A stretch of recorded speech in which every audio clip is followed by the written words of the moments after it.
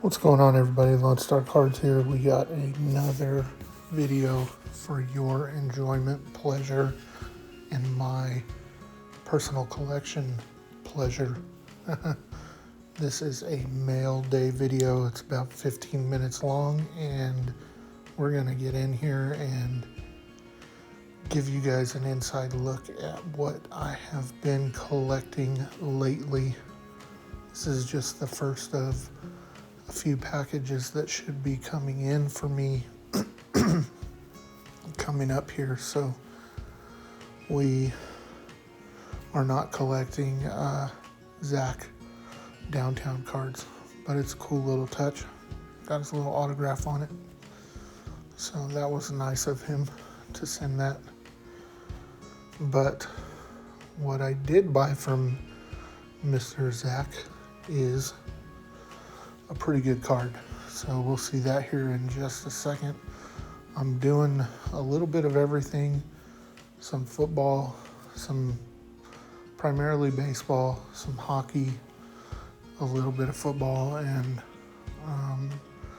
I think in this mail package there is a basketball card too, so we will see that here shortly. He sent us a pack, but for the price we paid for that Purple Shock CJ Stroud, it's a nice little touch.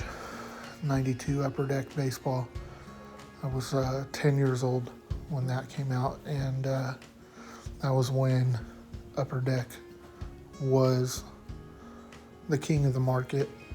I still think Upper Deck makes great cards. That's why I really enjoy hockey as much as I do, especially from the collecting side of things, because of how good the quality of the product that Upper Deck has. So this is one little baseball card that I got. Doing a little cleanup there. It's a gold Devers out of 2024 Topps, so it's going to be numbered to 2024. Might as well just rip this 92 Upper Deck pack, and you never know. Could be a Griffey in there, could be Barry Bonds, Roger Clemens, Nolan Ryan. There's all kinds of guys that we could find in this. Randy Johnson. The correlation is all kind of wonky in this pack here, so we'll just run through the cards real quick and see if we hit anything decent for the free.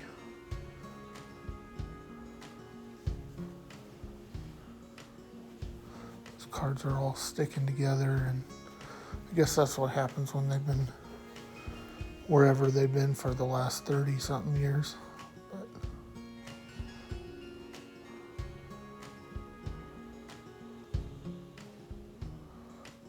you get to enjoy it. One of the things I wanted to talk about on this video today, guys, is how can I'm coining a term. I've never heard it used before, but every time I think about the way I collect, this term comes to mind. If someone were to ask me what type of a collector I am, I would say that I'm consider myself to be a crossover collector. So what does that mean? What is Josh's idea of what a crossover collector is? And quite simply, I like vintage. I like modern. I mean, I don't see the argument that everybody makes all the time about you should only collect vintage or you should only collect modern. Now, there's different philosophies when we're talking about the hobby, as far as there's people who are in it purely to make money. There's people who buy and sell cards like myself who are in it to offset the cost of their personal collecting. Plus, I just like to share the hobby with other people. So buying and selling and offsetting my collection costs is a way for me to interact with other people in the hobby. But what does that mean as far as crossover collecting? Well, in vintage baseball, you have a large number of people who collect sets, and sets are cool. I do sets.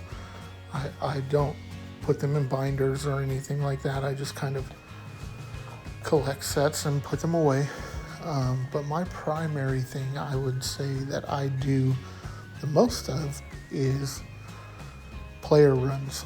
So why do we watch sports? We have a favorite team, we have favorite players, and if we're collecting sports cards, we are collecting the players that we enjoy the most. So a big thing in vintage is player runs. And a player run is basically a card from every year where that individual played from their rookie year, or what would be considered their rookie card, all the way until they retire. So a good example, Nolan Ryan, somebody that I am currently building a player run of. His rookie card, 1968 Topps, is him and Jerry Koosman. I have that card in a BGS 3.5, and then I would collect a Topps card from every single year that Nolan Ryan played the game up until he retired. And then the idea is, at the end of it, you have every year from 68 on up. So some players have shorter careers, some players have longer careers. One of the things that I'm doing right now is collecting Mike Trout and collecting Shohei Ohtani. Well, Mike Trout has been around since 2011. His first card was Topps Update. And Ohtani's been around since 2018. And that's his rookie year. So I like to do modern player runs along with vintage player runs. And that's why I call it crossover collecting, because most people in the modern market, they collect the shiny this or that or whatever. And if that's what they enjoy, great. But I still like doing vintage things with my modern cards. Now, some people say vintage cards are more valuable or more rare than modern cards. That could be true. Part of the problem is that modern cards are printed at astronomical numbers. They were printed a lot back then too. The only difference was people didn't value them the way they value them now. So someone would get cards, they'd put them in their bike spokes, they'd play with them. You know, they got damaged, they got destroyed, they got thrown away. That's where the value comes in, because of the scarcity of the actual card. So how do you find value if you're going to collect modern players? Well, the way I answer that question is, we know that the print runs are high and they print it to the moon and on and on and on. And that's the argument that most vintage people say is why they don't collect modern guys. Well, here's my argument to that. If you're going to collect a modern player, and you're going to see how it kind of goes in this video, because you'll see with the Devers, that Devers is a gold numbered to 2024 that I opened up earlier. Well, I know for a fact that there are only 2,024 of that card. Does it seem like a high number? Maybe so, but there's a really good website called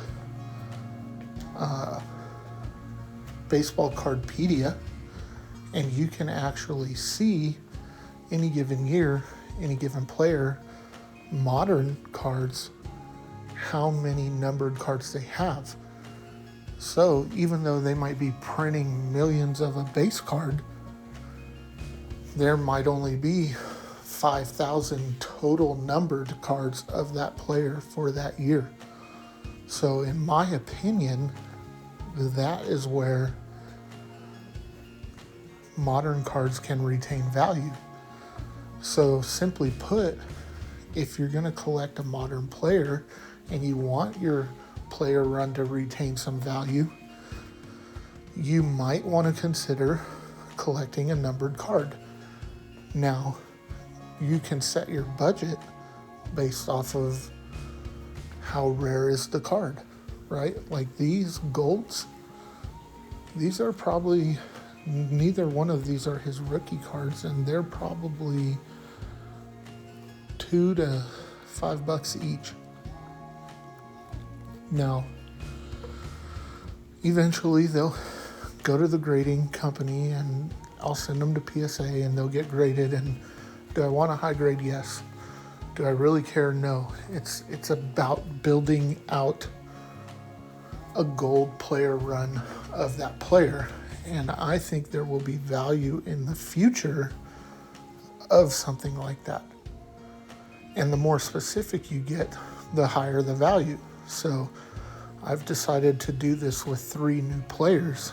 And the 3 players I've chosen, obviously one of them you can see here is Rafael Devers, because I am a Red Sox fan and I've really enjoyed watching him play the game. Another player is Bobby Witt Jr. I selected him from the 2022 class. And the last guy I picked was probably the most underrated player in baseball.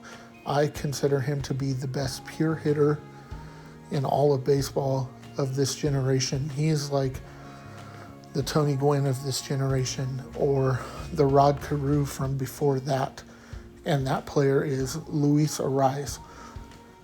His stuff is not expensive at all, but I think at the end of the day, when it's all said and done, he may very well be a Hall of Famer. And obviously, that isn't a criteria for picking a player, but I enjoy the way he plays the game.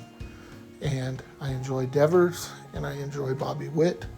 So those are 3 players I'm going to be adding to my Mike Trout and my Ohtani collecting in player runs.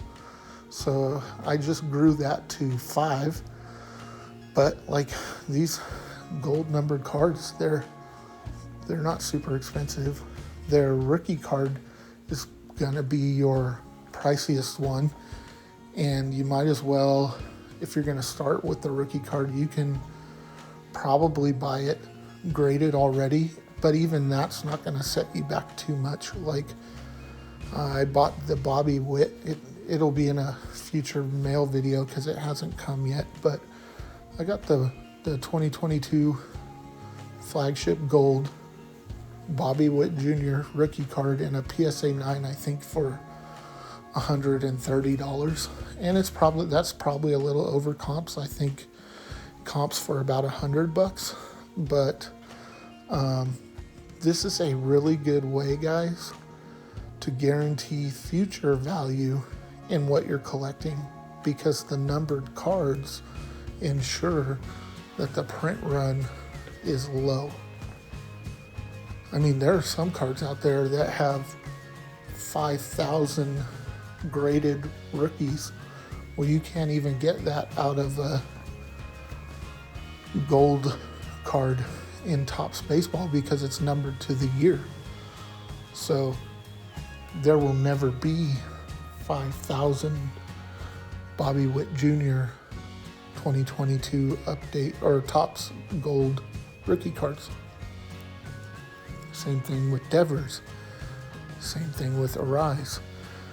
And I'm currently looking at it from that perspective, and it makes it fun because then you can search out the card that you want. You can pick one up. Maybe you pick up 2 or 3 because you do anticipate sending them in for grading for long-term possession. But it's a really fun way to interact with your cards, and it's kind of cool to show it off for other people you're trying to share the hobby with. You know, not everybody's gonna, you know, I'm collecting gold. Somebody else might be collecting blue shimmers, or like a blue shimmer on the Bobby Witt cards would be super clean. Just something to think about, guys. Thanks for joining me on the mail day. I hope you enjoyed what you saw there. Till next time, guys, Lone Star Cards out. Hey guys, thanks for watching my video. If you enjoyed this comment, don't forget to like, comment, subscribe, and share for more. Until next time, guys, keep collecting what you love.